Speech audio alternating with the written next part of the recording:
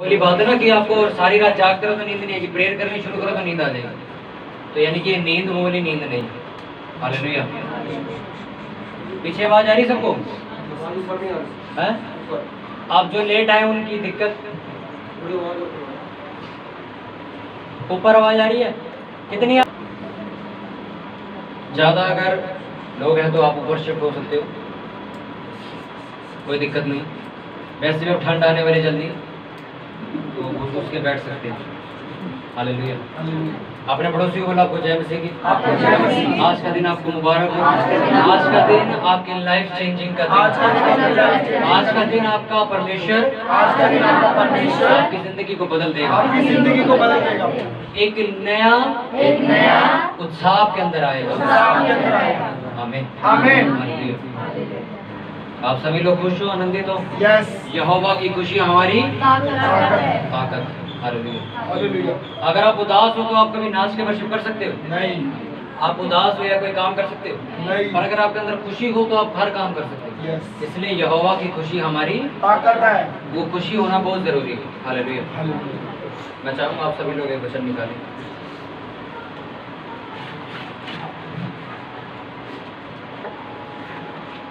नया नियम मती उसका 4 हम 1 से पढ़ेंगे।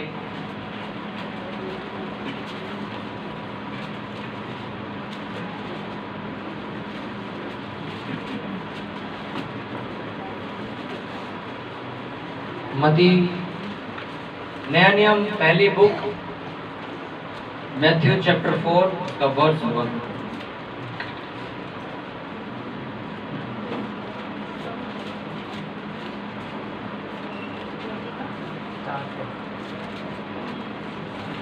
हालेलुया।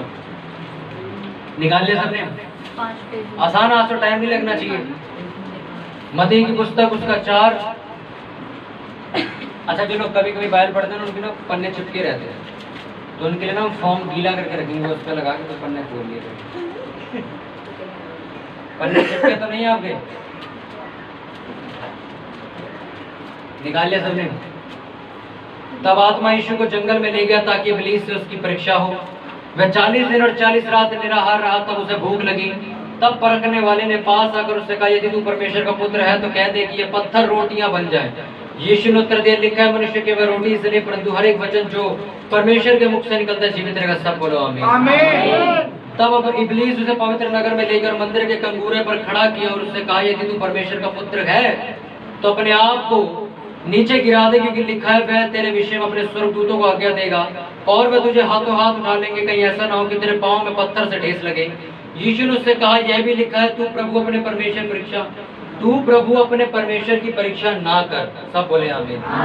फिर इब्लीस उसे बहुत ऊंचे पहाड़ पर लेकर सारे जगत के राज्य और उसका वैभव दिखाकर उससे कहा, यदि तू गिर कर मुझे प्रणाम करे तो मैं सब कुछ तुझे दे दूंगा। तब यीशु ने उससे कहा, हे शैतान दूर हो जा, क्योंकि लिखा है, तू प्रभु अपने परमेश्वर को प्रणाम कर और केवल उसी की उपासना कर। तब शैतान उसके पास से चला गया और देखो स्वर्गदूत आकर उसकी सेवा करने लगे। सब बोले आमीन। जोर से बोले आमीन। हालेलुया। पवित्र आत्मा ने उसको जहाँ भेजा वहाँ पे पवित्र आत्मा पहले से जानता था कि उसकी परीक्षा होने वाली है। हालेलुया। इसलिए कभी भी ऐसा मत सोचिए कि जो डिसीजन आपको लेने के लिए कहा पवित्र आत्मा ने, वो हो सकता है, मैंने आपको लास्ट संडे भी बताया कि हो सकता है वो आपके साथ सेटिस्फाइड ना हो। ऐसा हो सकता है परमेश्वर आपको कुछ करने को बोले पर सारी दुनिया उस चीज को गलत कह रही है और आपका खुद का मन भी कह रहे हो ये काम गलत है, पर परमेश्वर कह रहा है इसको कर। हालेलुया। अपने फोन साइलेंट कर दो। हालेलुया। कितनों को मेरी बात समझ आ रही? पवित्र आत्मा ने पवित्र आत्मा के कहने से यीशु मसीह गए और वहां जाकर इब्लीस के द्वारा, इब्लीस कौन? शैतान। उससे उनकी परीक्षा हुई। परखने वाला कहते हैं उसको। हालेलुया। जो मैं वचन देना चाहता हूँ उसको ध्यान से सुनना। अपने पड़ोसी को बोलो ध्यान से सुन। सुनने से विश्वास पैदा होता है। बाइबल ऐसा बताती है कि जब शैतान ने यीशु मसीह की परीक्षा करी तो वो किसी ऐसी टेक्निक्स के साथ परीक्षा नहीं की गई थी जो सोची समझी थी।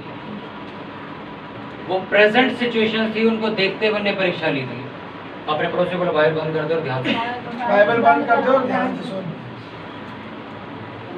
लड़ाई हो गई। हालेलुया। जब भी शैतान ने यीशु मसीह की परीक्षा ली, बाइबल ऐसा बताती है कि वो सारी सिचुएशन जो उस टाइम पे थी, वो सारी प्रेजेंट थी, वो पहले से चलती हुई नहीं आ रही थी। यानी कि शैतान ने उन परिस्थितियों का इस्तेमाल किया जो कि उसी टाइम बन रही थी। यानी कि भूखे आदमी को किस चीज की जरूरत हो सकती है? उन्हें रोटी का इस्तेमाल किया। एक आदमी जो तैयारी कर रहा परमेश्वर के राज्य को बढ़ाने के लिए, उसके साथ क्या परीक्षा करी? मैं तेरे को संसार का राज्य दे दूं। उल्टी चीज दी उसको। हालेलुया। वो जानता था कि यीशु मसीह सिर्फ और सिर्फ यहोवा परमेश्वर की ही उपासना करेंगे, तब भी उसने कहा तो मुझे क्या कर, प्रणाम कर, मेरे सामने झुक, मैं तुझे सब कुछ दूंगा। हाँ के ना? हर उस चीज की परीक्षा ली गई जो उनकी प्रेजेंट नीड थी या सिचुएशन थी, उस वर्तमान की। जैसे मेरी अभी जरूरत है पैसा, तो पैसे से मेरी परीक्षा करें। मेरी जरूरत अभी है कि मैं अकेला और मैं जवान हूं, तो मेरे को व्यभिचार ले गया है। आप समझ रहे मेरी बात? बाइबल ऐसा बताती है कि यीशु मसीह ने सारे दुखों को उठाया, परीक्षाएं पार करी और जीवन में प्रवेश किया और मौत को हराया। हाँ के ना? उसी तरह उसने लिखा, जो सारे दुखों को उठा के गया वो तुम्हारे दुखों को भी समझ सकता है। हालेलुया। क्या आप ऐसा कह सकते हो कभी यीशु मसीह को? आपको क्या पता फाइनेंशियल क्राइसिस क्या होता है? आपको क्या पता जब पैसे की तंगी आती तो क्या होता है? कह सकते हो आप? यीशु मसीह का महल में पैदा हुए थे? कहाँ पैदा हुए थे? तबेले में। समझ आ रही है आपको? क्या आप उसे ये जवाब दे सकते हो, परमेश्वर मैं जवान हूँ इसलिए मैं पाप करता हूँ? यीशु मसीह कौन थे? जवान। आप कह सकते हो परमेश्वर में या रास्ते में मैं सेवा कर रहा हूँ तो लोग मेरी खिलाफत कर रहे हैं, तुम्हें क्या पता खिलाफत क्या होती है? कह सकते हो आप उसे? उसने 39 कोड़े खाए शराब के, उसने अपना पूरा खून निकाला, सड़कों पे बहाया, आप उसे नहीं कह सकते। कोई भी ऐसा दुख जो आपके साथ आज है, आप पलट के यीशु मसीह को ये नहीं कह सकते तुम्हें क्या पता इस बारे में? कह सकते हो क्या? नहीं। इसकी बात थोड़ी स्लो करना। तुम कह सकते हो कभी? नहीं। क्यों? क्योंकि आप ये बात जानते हो बाइबल के अंदर कि यीशु मसीह ने सारे दुख उठाए, वो हर एक परिस्थिति से होकर गुजरा है। अगर वो महल में पैदा होता तो हर एक गरीब आदमी उठ के कहता तुम्हारा परमेश्वर हमारी गरीबी नहीं समझ सकता। वो तो भैया महलों में पैदा होने वाले लोग हैं, पर आप नहीं कह सकता। हालेलुया। कितनों को मेरी बात समझ आ रही है? परमेश्वर का आत्मा जो आपसे कहता हुआ ये अपनी वीकनेस के ऊपर काम कीजिए, अपनी कमजोरियों के ऊपर काम कीजिए।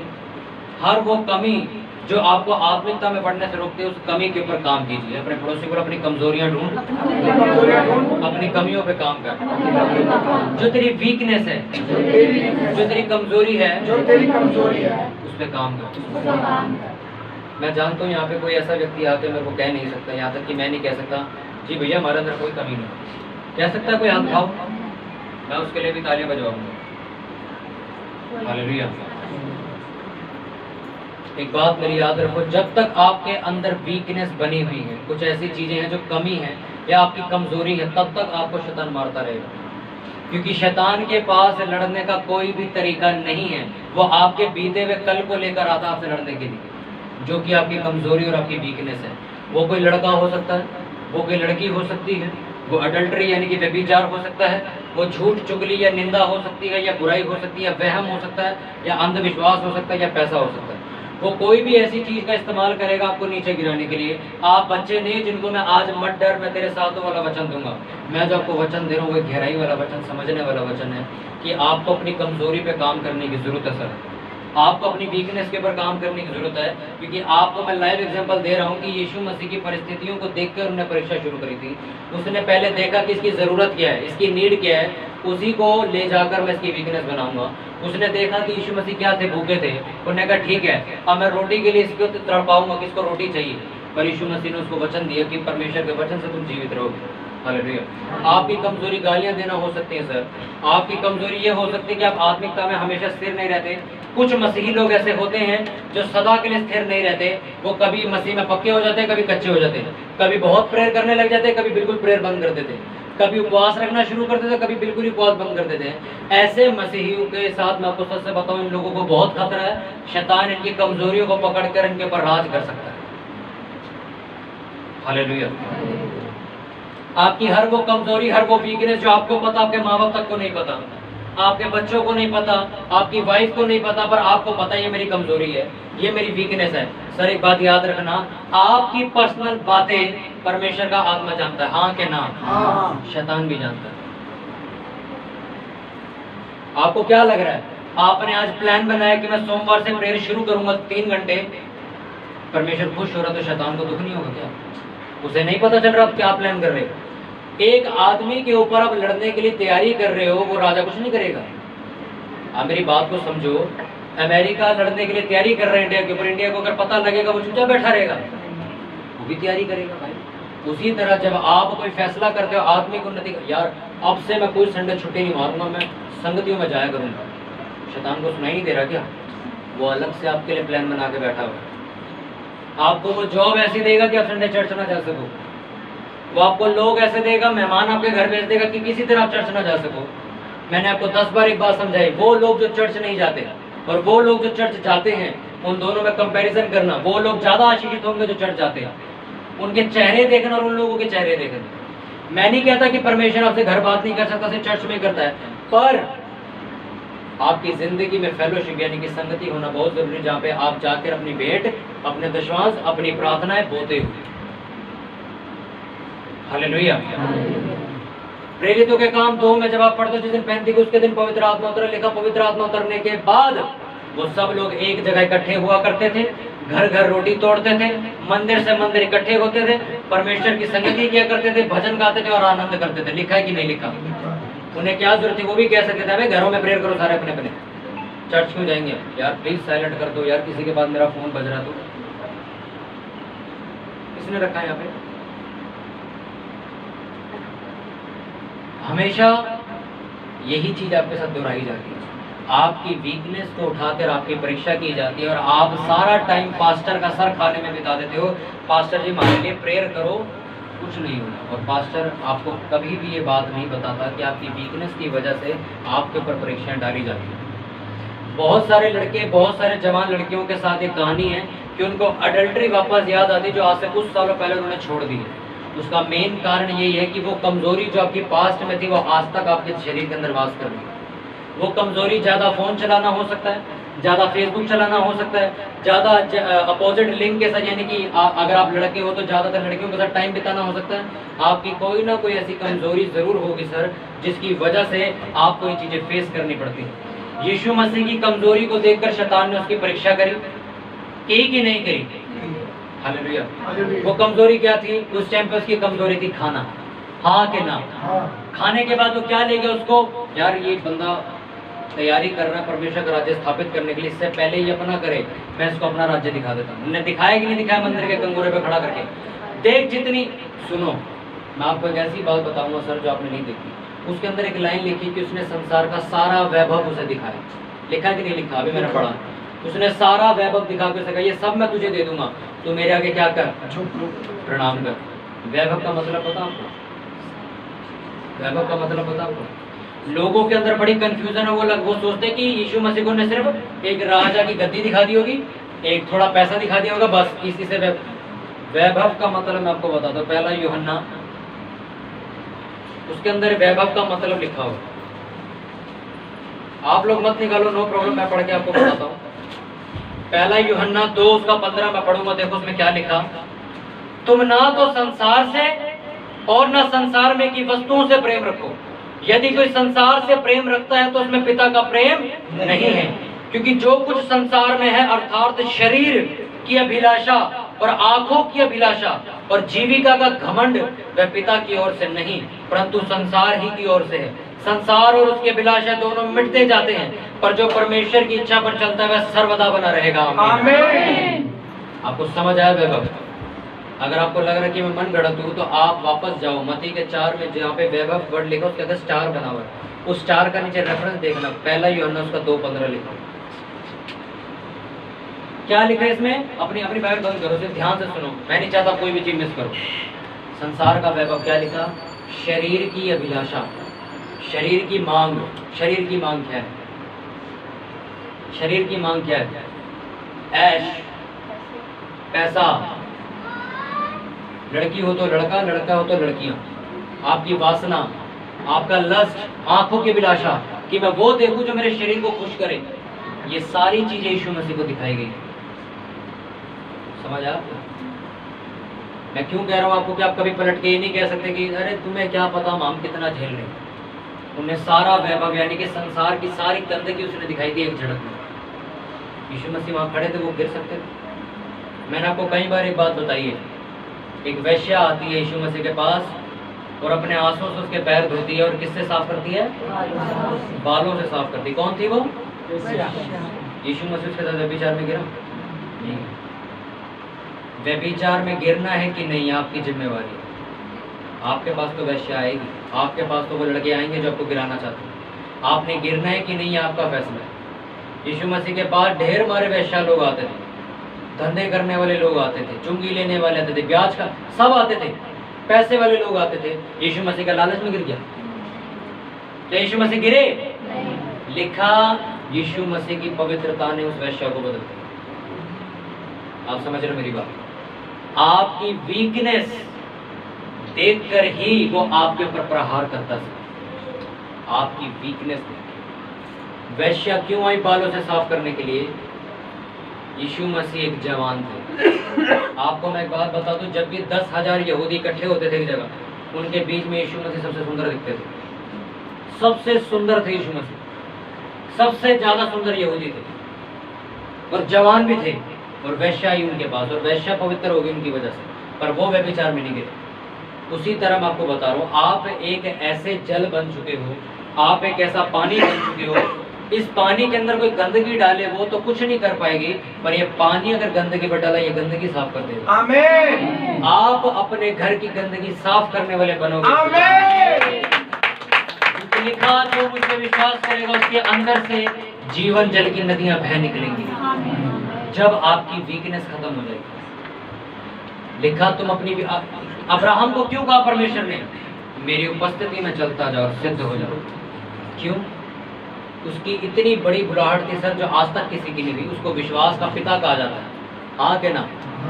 और परमेश्वर कहता है इतनी बड़ी मैंने तेरे को बुलाहट देनी है, इतना बड़ा नाम देना है, मैं नहीं चाहता तेरे अंदर कोई कमजोरी रह जाए और ये नाम वेस्ट हो जाए। वो कौन सी चीज थी जिसको देखने के बाद परमेश्वर ने कहा नहीं अभी सिद्ध बन, अभी नहीं दूंगा। टैग क्या लगना था उसके आगे? विश्वास का। अब विश्वास का पिता यानी कि इस बंदे से ज्यादा विश्वास कोई नहीं करता, ये बाप है विश्वास का। इसका मतलब यही होता है। अब उसने हरकत क्या करी मैं आपको बताता हूँ। उसने इजहाक का वेट नहीं किया, उसने इस्माइल पैदा किया कि नहीं किया? ये देख के यीशु मसीह परमेश्वर ने कहा नहीं, तेरे को विश्वास नहीं क्या मेरे पे? उसकी वाइफ कहती पता नहीं यहोवा कब देगा, एक काम कर तू मेरी दासी के पास जा और उससे वंश पैदा कर। उसने इस्माइल पैदा कर। परमेश्वर कहता नहीं, मैंने इजहाक की वाचा बांधी तो मैं पूरा करूंगा, यानी कि अभी भी तेरा विश्वास पक्का। अगर विश्वास का पिता इतना बड़ा नाम देना तो इतना बड़ा तुमसे काम भी चाहिए। उसी तरह जितना बड़ा आपकी मांग है, जितनी बड़ी आपकी बुलाहट है, उतनी बड़ी आपकी मेहनत भी होनी चाहिए। एक पास्टर का जो बोझ होना चाहिए वो बहुत होना चाहिए, पर आज पास्टर वो बोझ के साथ सेवा नहीं करते। आज विश्वासी की प्रेयर 1.5 घंटा, पास्टर की प्रेयर 20 मिनट है। हमारी चर्च में पता नहीं कितने लोग हैं जिनकी 2-1.5 घंटा तो प्रेयर है सिर्फ। सोचो 1.5-2 घंटा सिर्फ हमारे चर्च के लोगों की प्रेयर है। और कई लोगों से मैं मिलता हूँ वो सेवा कर रहे हैं और वो कहते हैं हम 15 मिनट या आधा घंटा प्रे करते हैं दिन में। मैं कहा मेरे चर्च के लोगों की प्रेयर 2-2 घंटे है, तुम क्या बात कर रहे? एक बात मेरी याद रखना, दानियल के सामने राजा ने सर झुकाया था, क्यों? वो प्रार्थना करने वाला व्यक्ति था। एलिया की एक आवाज में स्वर्ग खुला और आग नीचे आई, क्यों?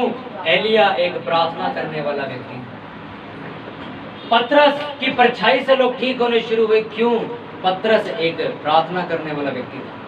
सबसे ज्यादा किताबें लिखने वाला व्यक्ति, सबसे ज्यादा पत्रियां लिखने वाला व्यक्ति कौन? पौलुस एक अन्य भाषाओं में प्रार्थना करने वाला व्यक्ति था। इस बात की गवाही को पहला कुरिन्थियों में खुद देता है कि मैं सबसे ज्यादा अन्य भाषाओं में प्रार्थना करता हूँ, इसलिए मैंने सबसे ज्यादा पत्रियां लिखी। हर वो इंसान जो सबसे बड़े लेवल पे पहुंचा वो सबसे ज्यादा प्रार्थना करने वाला इंसान था।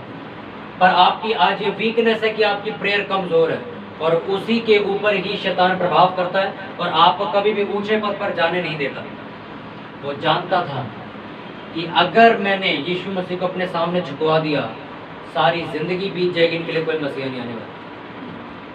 अगर आपके ऊपर सताव होते हैं, अटैक्स होते हैं, तो समझ जाओ तुम्हारी बहुत बड़ी बुलाहट है। तुम एक बहुत बड़ी प्लानिंग के लिए चुने हो, इसलिए शैतान नहीं चाहता तुम कुछ करो। एक दिन मैं उपवास करने के लिए मैं आपको बताता हूँ स्टोरी। मैंने उपवास करने की तैयारी करनी, इसी साल हुआ मेरे साथ 2021 में। मैंने सोचा 3 दिन या 4 दिन वाली फास्टिंग करेंगे, ना कुछ खाएंगे ना कुछ पिएंगे, 4 दिन प्रेयर रूम में बंद रहेंगे, 70-80 घंटे प्रेयर करेंगे।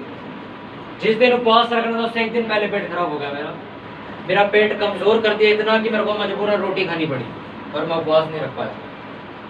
मैंने थोड़े दिन अपने आप को तैयार किया, शरीर ठीक हुआ, अगले हफ्ते फिर तैयार हुआ। मैं कहा अब करेंगे 4 दिन की फास्टिंग। सर मैं सुबह 5 बजे उठा, मेरा पेट फिर खराब था, मेरा शरीर फिर डाउन हो गया, वीकनेस आ गई, मेरे को खाना पड़ा मजबूरन। मैंने फिर जाने दिया, कोई बात नहीं। तीसरे हफ्ते मैंने फिर डिसाइड किया 3 दिन की फास्टिंग करूंगा। उससे एक दिन पहले मेरी फिर तबीयत खराब हो गई। मेरे को ये कहानी समझ नहीं आई। चौथी बार जब मैंने रखने वाला था, मैं सोच रहा यार कहीं मैं बोल दूं, अगर वो सुन ले तो फिर मेरी हालत खराब कर देगा। फिर मेरे को परमेश्वर ने दर्शन में समझाया। मेरे को परमेश्वर ने कहा वो तेरी फास्टिंग से डरता है, इसलिए वो नहीं चाहता कि तू फास्ट रखे। अरे सोचो 12 बजे तांत्रिक उठता है श्राप भेजने के लिए आपके घर के ऊपर, 12 बजे आप उठ रहे हो प्रेयर करने के लिए, वो भी बिना खाए पिए, उसके राज्य की क्या हालत होगी? फिर वो तुम्हें क्यों उठने देगा? फिर वो तुम्हें क्यों उपवास रखने के लिए कहेगा? हालेलुया। कितनों को बात समझ आ रही है? मैंने अपने शरीर को ऐसी आदत डाली कि मेरे को सारी रात नींद नहीं आती, पर जब से मैंने आपको वो वचन दिया कि आप सब भी प्रेयर करोगे आज से नाइट प्रेयर, उस दिन के बाद से ऐसा वो 11 बजे नींद आने लग जाता है, क्योंकि वो जानता है ये बंदा सुबह के 4 बजे तक मेरे पे फायर भेजेगा, ये 4 बजे तक छत पे बैठ के प्रेयर करता रहेगा और मेरा काम नहीं चल पाएगा। इसलिए इसको सुलाओ किसी भी तरह, इसको बीमार करो, कुछ भी करो। इसलिए मैं आपको हमेशा बता रहा हूँ, ये शैतान यीशु मसीह की परीक्षा लेने इसलिए नहीं आया था कि फ्री बैठा था। वो जानता था अगर इसको मैंने गिराया पूरी दुनिया अपने आप गिर जाएगी। कितनों को मेरी बात समझ आई? आप अपने मोहल्ले के लिए एक मिरेकल वर्कर हो माता। आमीन। इसलिए वो नहीं चाहता कि आप लोग चर्च जाओ, आप सरमन सुनो, आप उपवास करो, प्रार्थनाएं करो, वो नहीं चाहता। अपनी कमजोरियों पे काम कीजिए ताकि उसको मौका ना मिल सके। कुछ भी आपकी कमजोरी हो सकती है। कुछ लोगों की कमजोरी है वो ज्यादा सोते हैं। साइंटिफिक रीजन देखा जाए तो 8 घंटे की नींद है, वो 12 घंटे सोते हैं। ये मेरे को पता नहीं कहाँ पैदा हुए थे, इतना सोते हैं। ये आपकी कमजोरी हो सकती है सर। कुछ लोग हैं भूख बर्दाश्त नहीं करते, उन्हें खाना चाहिए तो चाहिए, ये आपकी कमजोरी है जो आपको उपवास रखने से रोक सकती है आगे। कुछ लोग कहते हैं ब्रदर मेरे मुंह से ना पता नहीं, मैं 2-3 महीने ठीक रहता हूँ, चौथे महीने अपने आप गाली निकल जाती है। ये आपकी वीकनेस है, और ये वीकनेस पता कब होगी? आपकी बुलाहट है प्रचार करने की, इसलिए वो नहीं चाहता आपकी जबान कभी शुद्ध हो, ताकि वचन में भी आपसे गाली निकले। इसलिए वो आपके मुंह से आपको बार बार गंदा करवाता है। ये आपकी वीकनेस है, आपकी कमजोरी है। कईयों की बहुत सारी कमजोरी हो सकती है। एक पास्टर की मैं टेस्टिमनी सुन रहा हूँ, वो कोई पाप नहीं था, बहुत बड़ी चर्च थी उनकी। एक पास्टर की कमजोरी थी, पता है क्या? उन्हें रात को ड्राइविंग करने की आदत थी। कुछ भी हो जाए, चर्च हो कुछ हो, रोटी खाई, 11 बजे चाबी लगाई, गाड़ी लिए चले गए। आदत थी उनकी। उनके बड़े पास्टर ने, सीनियर पास्टर ने समझाया ये चीज सही नहीं है। अब वो कहते हैं गाड़ी चलाना पाप तो नहीं, ये बात तो सही, गाड़ी चलाना पाप तो नहीं है, पर वो कहते हैं नहीं ये चीजें अब ज्यादा हो रही हैं, तेरे को लत लग रही इस चीज की। रोज रात को खाना खाया, टहलने नहीं जाना, चाबी लगाई, गाड़ी स्टार्ट करी, चले गए। रोज की आदत थी। और उनके सीनियर पास्टर सालों साल उन्हें समझाते रहे ये आदत छोड़ दे, तुम्हारी कमजोरी बन सकती है, ये तुम्हारी कमजोरी बन सकती है, कमजोरी बन सकती है। नहीं समझे। एक दिन रात को ही उनको इतनी आदत पड़ गई, उनकी जो लाइट थी आगे, जो कार होती है ना आगे हेडलाइट होती है, इससे आगे सड़क दिखती है, वो लाइटें खराब थी। बारिश की वजह से पानी चला गया अंदर, वो लाइटें फूक गई। पर वही चीज उनके पास्टर कह रहे थे, उनकी कमजोरी बन चुकी थी, आदत बन चुकी थी। कहते गाड़ी की लाइट खराब है, छोड़ो मैं ऐसे ही चलाऊंगा इसको। बिना लाइट के गाड़ी चलाई, डिवाइडर में गाड़ी गई, एक्सीडेंट हुआ, पास्टर की डेथ हो गई, सेवा खत्म हो गया, उनका लड़का चला। कार चलाना कोई पाप तो नहीं था, पर वो चीजें जो आपकी कमजोरी बन चुकी है, जिनकी जिस वजह से आप जी नहीं सकते। कई लड़के मेरे चर्च में आते ना प्रे कराने, मैं कहता हूँ आप भैया चर्च आके मेरे से, भैया यार वाइफ को नहीं छोड़ सकता अकेला, मैं क्यों, कोई खा जाएगा? नहीं भैया मेरा मन नहीं लगता उसके बगैर। वाइफ उसकी कमजोरी बन चुकी। कई लड़कियां कहती भी हम अपने हस्बैंड के बगैर नहीं आएंगे, हस्बैंड उनकी कमजोरी बन चुकी। कई हस्बैंड वाइफ कहते हम बच्चों के बगैर नहीं आएंगे, बच्चे उनकी कमजोरी बन चुके हैं। वो कोई भी कमजोरी हो सकती है, जरूरी नहीं वो शराब या सिगरेट ही। हर वो चीज जो आपकी वीकनेस है, जो माइनस पॉइंट है, जिसको देख के शैतान आपको मार सकता है, गिरा सकता है, आपको बैक कर सकता है, वो आपकी वीकनेस है। वो कुछ भी हो सकता है। कई लोगों की आदत होती है, उनकी वाइफ भी अच्छा खाना बनाती है, मम्मी भी अच्छा खाना बनाती, तब भी आदत है बाहर खाने की। ये वीकनेस है उनकी, कमजोरी है उनकी। शैतान को सर कुछ नहीं चाहिए, वो एक वजह ढूंढता आपकी जिंदगी में घुसने की, एक वजह। वो देखेगा यार ये कुछ भी खा लेता है, ये कैसा भी कर लेता है, इसको फूड पॉइजनिंग कराओ, इसको गलत खाना खिलवाओ, इसको इतना बीमार करो ये उठे ना बिस्तर से, ना प्रेयर कर सके। अब आप कहोगे यार बाहर खाना खाना पाप थोड़ी है कोई, और आपकी कमजोरी पकड़ी उसने, ये इसकी कमजोरी है। हालेलुया। कितनों को मेरी बात समझ आ रही है? आपकी जिंदगी के अंदर बहुत सारी कमजोरियां हो सकती हैं। आप अपने दोस्तों से बात करे बगैर नहीं रह सकते। वो दोस्त ही आपको एक दिन सिगरेट पीने के लिए ऑफर करेंगे, ले पी, आप रह नहीं सकते उनके बगैर, आपको पीनी पड़ेगी। कितनों को मेरी बात समझ आ रही है? अपने पड़ोसी को अपनी कमजोरी ढूंढ, अपनी वो वीकनेस ढूंढ जिसकी वजह से शैतान तुझ पे अटैक कर सकता है। आज आपने कुछ नहीं करना, आज आपने वीकनेस ढूंढी, अपनी कमजोरी। मेरी कमजोरी क्या है भाई? क्या है मेरी कमजोरी? अपने आप से पूछना, मैं क्या ऐसी चीज करता हूं जो कल को मुझे नुकसान दे सकती है? वो वीकनेस क्या है मेरी? हालेलुया। कितनों को वचन समझ आ रहा है? उसमें लिखा है यीशु मसीह को दिखाए गए क्या? पूरी दुनिया के वैभव, जिसके अंदर वेश्याएं भी थी, प्रोस्टिट्यूट्स भी थी, व्यभिचार वाली लड़कियां भी थी, पैसा भी था, धन भी था, लालच, झूठ, निंदा, सब कुछ था। वो सब कुछ दिखाया उसको, और उसको बोला अगर ये सब कुछ तेरे हवाले कर दूंगा। हालेलुया। कुछ लोगों की कमजोरी है, वो बयान बहुत करते हैं, भैया मेरा पड़ोसी ना रात भर बैठ के पता नहीं क्या करता, मेरे को बयान है। ये आपकी कमजोरी है सर। आपके घर में काली चींटियां आ गई, आपको क्या? काली चींटियां तो बुरी होती है भाई, लाल वाली आती तो पैसा आता।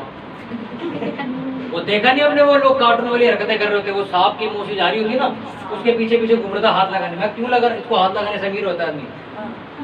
बेवकूफ, वो आदमी बेवकूफ है जो सालों से मेहनत करके बिजनेस कर रहे हैं, तू इसकी पूछल हाथ लगा के अमीर हो जाएगा। ये कमजोरी है आपकी, आप फालतू बातों में बिलीव करते हो। हालेलुया। वहम है आपकी। जादू टूना करने वाला मेरे घर आया था, भैया मेरा घर बर्बाद हो जाएगा। मैं एक दिन एक के घर गया, तो मेरी मम्मी को पता है कि वो बंदे जो हैं वो बहुत उल्टी सीधी चीज़ें करते रहते हैं, किसी को वश में करना, ये करना। तो मैं और मेरे पापा गए वहाँ पे, पैसों की कोई लेन देन थी, हम गए वहाँ पे। गए, मम्मी को बाद में पता लगा हम वहाँ पर होके आए हैं। मेरी मम्मी कहती ये ऐसे है वैसे, तुम उनके घर जाके पानी पिया, ये करा है। मेरी मम्मी को एक ही जवाब दिया, पता है क्या? वो क्या है क्या नहीं करते मुझे नहीं पता, मैं वहाँ गया हूँ तो मेरे को इतना पता शैतान मेरे से डरा हुआ था, मैं इतना जानता हूँ। मैं गया हूँ तो वहाँ पे कुछ हिला हिला के आया हूँ, कुछ लेके नहीं आया मैं साथ वहाँ से। मैं आपको सच सच कह रहा हूँ, आप जहाँ जाओगे वो जगह आपकी वजह से हिलाई जाएगी। आमीन। बाइबल में लिखा, जहाँ पर चेले इकट्ठे होकर प्रेयर करते थे ना, वो यरूशलेम हिला दिया गया था। आप तांत्रिकों के सामने खड़े होगे, उनके गढ़ों में जाओगे और उनको ऐसे लात मार के भी हटाओगे, तब भी कुछ नहीं होगा। मैंने आपको एक गवाही बताई थी कि मैं अपने भाई के साथ रोड पार कर रहा था, चौराहे पे एक कुत्ता आया, अंडा पड़ा हुआ था वहाँ पे, अंडा रखा हुआ था और मैंने ध्यान नहीं दिया वो कहाँ पड़ा है। उसको ना वो छीलने की, तोड़ने की कुछ कोशिश करता, खाने की। मैंने कहा देख कोई अंडा देके गया, तोड़ के भी नहीं देके गया, वो छीलेगा कैसे? मैंने क्या किया, उस अंडे को उठाया, उस अंडे को उठाया मैंने, तोड़ा, आराम से छीला, काट कूट के उसको दे दिया। वो खा के चलता हुआ ना, वो सारे मार्केट वाले ना इकट्ठे हो गए वहाँ पे। तो बंदे ने बुलाया, कहता भैया जरा इधर आना। मैं कहा हाँ जी भैया क्या हुआ? कहते भैया वो अपने अंडे को हाथ क्यों लगाया? मैं कहा क्यों क्या हुआ? कहते अभी 2 लेडीज से आई थी, अभी कुछ करके गई है यहाँ पे वो, और वो अंडा रख के चलेगी, ब्लैक मैजिक करके गई हूँ। मैंने कहा अच्छा। कहते भैया यार अब तुम, मेरे को कहता अब तुम जाके भैया किसी सियाने को दिखाना तुमने गलती से उठा तो लिया, पता नहीं तुम्हारे साथ क्या होगा। मैंने कहा भैया मैं यीशु मसीह को मानता हूँ, हमें कुछ नहीं होता। कह रहा किसको? मैं कहा यीशु मसीह को। तो अपनी लैंग्वेज में कहता अच्छा ईसा मसीह वाले हो? मैं कहा हाँ। तुमसे बात करनी बेकार है भाई। अब उसे पता है ये बंदे एक ही जवाब देंगे, हमें कुछ नहीं होने का। और उस बात को 1 या 1.5 साल हो गया, हम जिंदा आज भी। मैंने आपको क्या कहा, शैतान को आप छुओगे तो उसे करंट लगेगा, शैतान आपको छुएगा तब भी उसे करंट लगेगा। मरना उसी नहीं है, आपको कुछ नहीं होने का। बस आप सिद्धता की ओर बढ़ो। सिद्धता यानी कि परफेक्शन। आपके अंदर कोई कमी ना हो कि जिसकी वजह से आपको चपेट पड़ जाए। समझ रहे हो मेरी बात? एक पास्टर ने चोरी करी पेप्सी की, प्रचार करने जा रहा है, पेप्सी की चोरी करी, वहां गया, एक लड़की के ऊपर हाथ रखा दुष्ट आत्मा निकालने के लिए। लड़की ने हाथ उठाया, खींच के मारा मुंह पे, और क्या बोला पता क्या बोला? जो पेप्सी के पैसे चोरी कर गया पहले वो दे दिया, फिर मेरे को निकालिए। सोचो, वो पास्टर हैरान हो गया ये बात सुन के। इसका मतलब दुष्ट आत्मा आपके बारे में सब जानती है। उस लड़की के अंदर जो स्पिरिट थी, उसने कहा जो चोरी करके आया ना पहले जा वो दे किया, मेरे को बाद में निकाल लिया। यानी कि वो सिद्ध नहीं था, उसके अंदर कमी थी, दुष्ट आत्मा ने पकड़ ली। समझ आ रहा आपको? कभी भी शैतान को अगर लोग मौका देते हैं तो याद रखना उनकी कमी की वजह से मौका मिला उन्हें। उनके अंदर कोई वीकनेस है, वीकनेस है। जो लोग बैकस्लाइड हो जाते उनकी वीकनेस थी कि वो अपने परिवार वालों की ज्यादा सुनते थे। मैंने मना करता था तुम्हारी वीकनेस है, इसी वीकनेस की वजह से एक दिन देखना तुम परमेश्वर से पीछे हट जाओगे। और वो लोग हट गए। उनके परिवार वालों ने बोला हमें चुनने या परमेश्वर को? कहते तुम्हें चुनेंगे भैया, जायदाद हाथ से थोड़ी कमाएंगे, चले गए। ये वीकनेस थी उनकी। अगर ये वीकनेस का अंत उन्होंने पहले दिन ही कर दिया होता, आज वो लोग चर्च में होते। हालेलुया। लोगों की सर वीकनेस है, वीकनेस, कमजोरी। आपके प्रेजेंट हालातों को देख के वो आपके ऊपर प्रहार मारेगा। वो देखेगा अभी इसकी वीकनेस क्या है। जॉब ठीक है, संडे छुट्टी नहीं मिलेगी, चर्च के लिए जॉब मिलेगी, पर पैसे जितने तो बोले उतने दे देंगे, बता देगा आपको। अब आपने अपनी वीकनेस अगर जॉब बना रखी, आप संडे लात मारोगे, अबे छोड़ चर्च को, तो जॉब दे मेरे को 25,000 की। हालेलुया। आपको समझ आ रही मेरी बात? कितनों को बात समझ आ रही? मैंने कितने लोगों को देखा है 50-50 हजार, लाख रुपए सैलरियों को लात मारी उन्होंने सिर्फ चर्च जाने के लिए। संडे छुट्टी देगा, नहीं देंगे, चलो रिजाइन दे दो। एमएनसी कंपनी में सोचो क्यों परमेश्वर ने आशीष इतनी करेगा? लिखा जो कुछ तू मेरे लिए खोएगा वो तू पाएगा। हालेलुया। तैयार हो आज अपनी वीकनेस खत्म करने के लिए? अपने हाथों को उठाओ। मेरे सामर्थ्य पिता परमेश्वर, जितने लोग यहाँ खड़े बैठे मेरे खुदा परमेश्वर, मेरे साथ बोलो, बोलो परमेश्वर। हर वो कमी, हर वो कमजोरी जो शैतान को मौका दे सकती है, उस कमजोरी को, उस कमी को मैं डांटता हूँ। जिंदगी से बाहर हो जाओ, बोलो बाहर हो जाए। मैं सिद्ध इंसान बनूं ताकि शैतान मुझ पर राज्य न कर सके। हर एक कमजोरी मुझे छोड़कर चली जाए। इन वचनों को मैं अपनी आत्मा में ग्रहण करता हूँ। इन वचनों को अपनी आत्मा में ग्रहण करती हूँ। मैं इन वचनों को ग्रहण करती हूँ कि 1000 गुना फल लेके आए। ये वचन मेरे परिवार को बदले यीशु के नाम में। ये वचन मेरी जिंदगी को बदल दे यीशु के नाम में। मैं आत्मिकता में बढ़ूं और अपनी कमजोरियों को ढूंढ कर उन्हें खत्म करो यीशु के नाम में। पूरी चर्च बोले आमीन। एक बार जोर से तारीफ करो यहोवा परमेश्वर।